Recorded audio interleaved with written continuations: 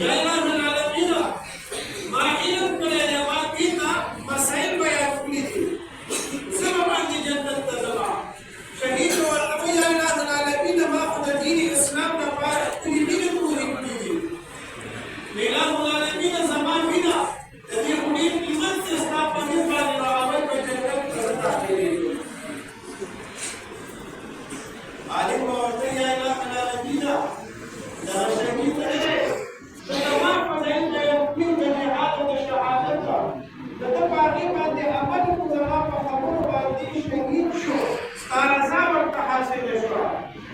دی الہ العالمین حق زمان دی کله چې کله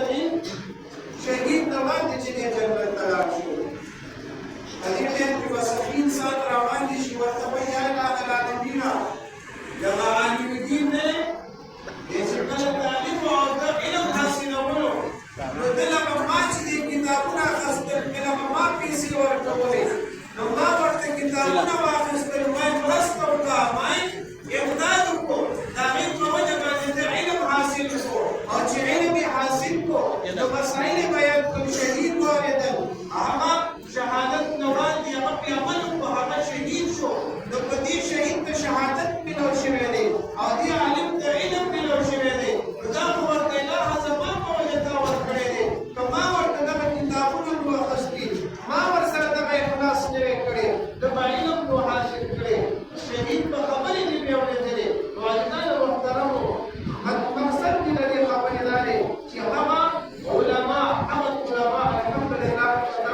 وړاندې وناستې که موږ تاسو د دوی سره څه کوو صحابه کوو دې سره امداد کوو دې ته به موږ کومه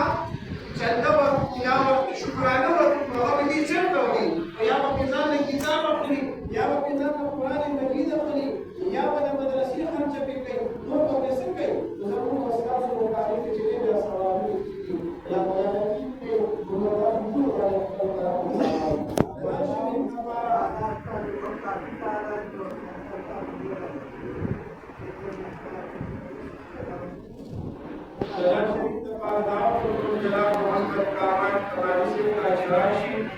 اور برکات رسالت کی